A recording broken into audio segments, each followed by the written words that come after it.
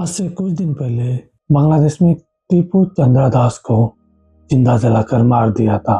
Same case Nepal में भी हुआ है, बट इस बार खुद के परिवार ने उसे पैर तोड़ दी। उसके बाद उसे पेट्रोल डाल के जिंदा जला दिया गया। आज हम बात कर रहे सुशीला घिसिंग केस के बारे में। 3 दिसंबर 2025 दोपहर के करीब 3:30 बजे सुशीला घिसिंग और उनकी बहन, जो उनके आसपास ही रहती हैं, दोनों अपने बच्चे को ट्यूशन छोड़ने के लिए जा रही होती है। इसी बीच दोनों बहन में बातचीत होता है। बातचीत के दौरान सुशीला घिसिंग वो सारी बातें बता देती है जो उनके घर वालों ने उन्हें कहा था। दोपहर के करीब 4 बजे जैसे सुशीला घिसिंग घर के अंदर घुसते हैं, सबसे पहला सुशीला के पैर तोड़ दिए जाते हैं। उसके बाद उसके शरीर पर पेट्रोल डाला जाता है और आग लगा दी जाती है। फिर कमरे को बाहर से लॉक किया जाता है। जब घर में आग और चिल्लाने की आवाज आती है, जिसे सुनकर उसी घर के आगे से चल रहे कुछ बच्चे दरवाजे तक पहुंच जाते हैं और जो बच्चे देखते हैं उसे देखने के बाद पूरा गांव शॉक रह जाता है। जब बच्चे वहां पर पहुंचते हैं तो उनको दरवाजा बाहर से लॉक मिलता है। इसी वजह से वो बच्चे कुछ भी नहीं कर पाते। दरवाजा खोलने की काफी कोशिश करते हैं। इसी चक्कर में एक बच्चे का जूता तक जल जाता है। आसपास के लोग को बुलाते हैं, बट यहाँ तक सुशीला घिसिंग काफी जख्मी हो चुकी थी।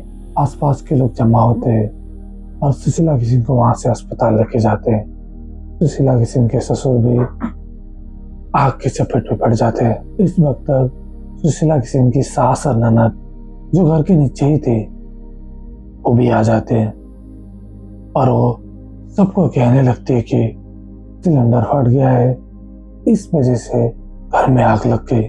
आसपास के लोगों को यकीन हो जाता है क्योंकि आग इतना बड़ा था कि आसपास के लोगों को आसानी से दिख रहे थे।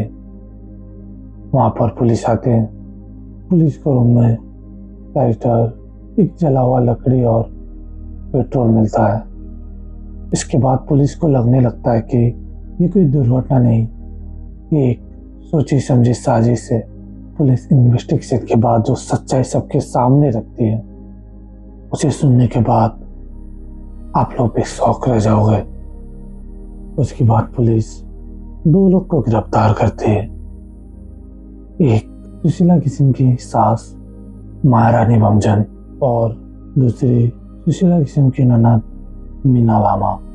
पुलिस उसके बाद ये वाला रिपोर्ट सार्वजनिक करती है। मीना लामा ने उसी ने किया है।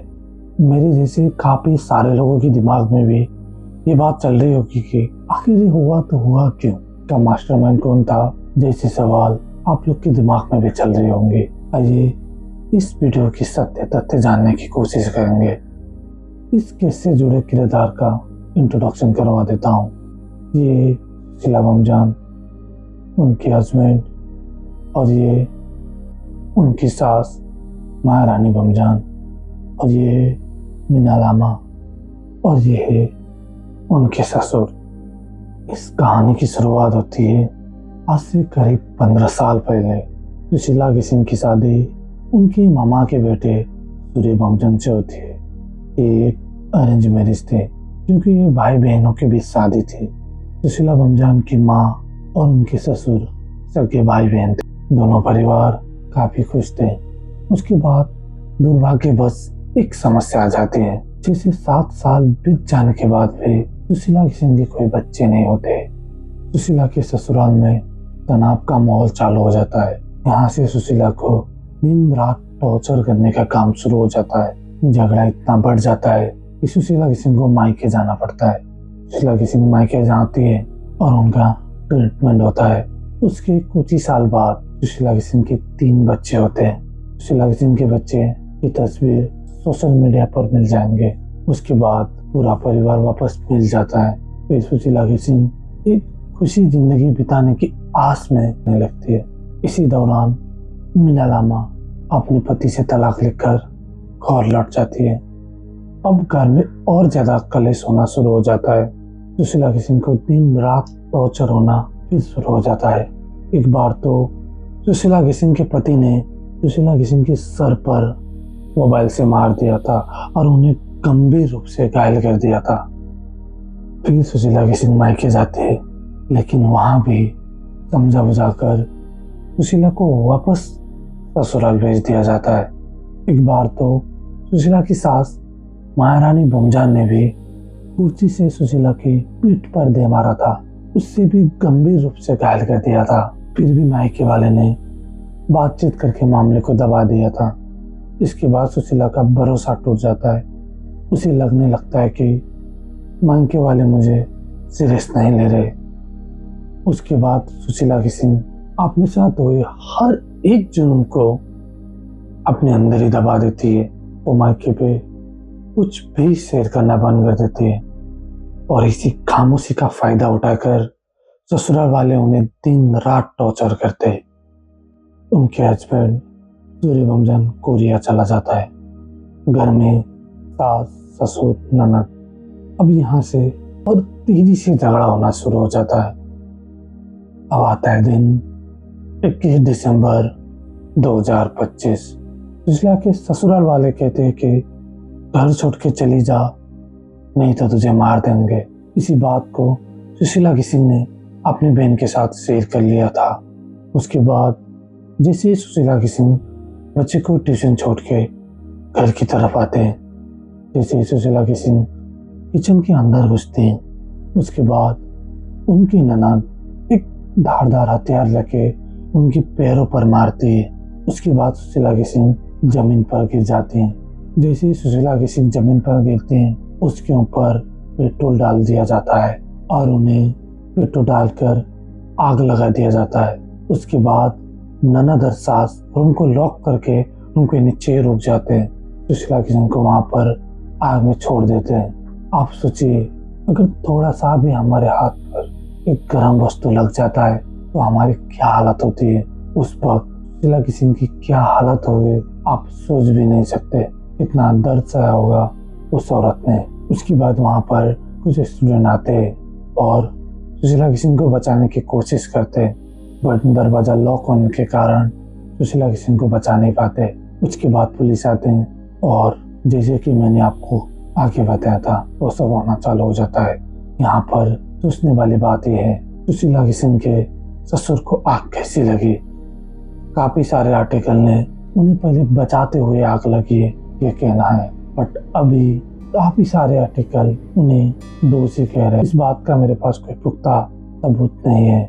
और उसके बाद सुशीला सिंह के ससुर को काठमांडू के अस्पताल पे भर्ती करवाया जाता है कि आज तक उनके पति वापस नहीं आए।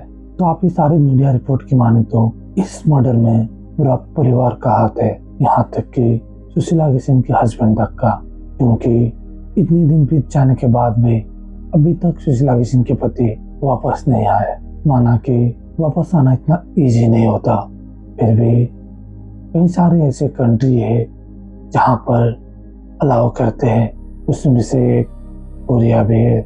इस 2 साल में सुशीला सिंह के पति ने कभी उन्हें पैसा भी नहीं भेजा था। सुशीला सिंह की भाभी की माने तो सुशीला सिंह के पास एक मोबाइल तक नहीं था, अपने खर्च खुद चलाते थे, दोस्तों से उधार लेके या फिर किसी न किसी तरह से।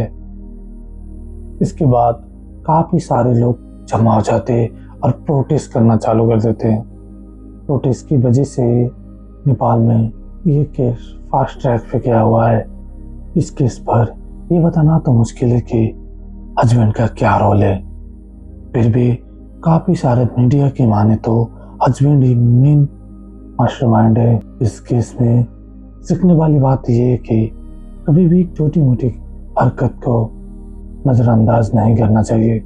अगर सुशीला सिंह की माँ और भाई और भाभी ने ये बात सुन ली होती कि सुशीला सिंह के साथ अत्याचार हो रहा है, शायद सुशीला सिंह हमारे बीच होते। मुझे लगता है जितना दोषी सुशीला सिंह के ससुराल वाले थे, उसके कुछ हद तक फैमिली वाले भी है, क्योंकि 1-2 बार नहीं 3 से 4 बार सुशीला सिंह कंप्लेंट करती रही और उनकी एक भी बात नहीं सुनी गई।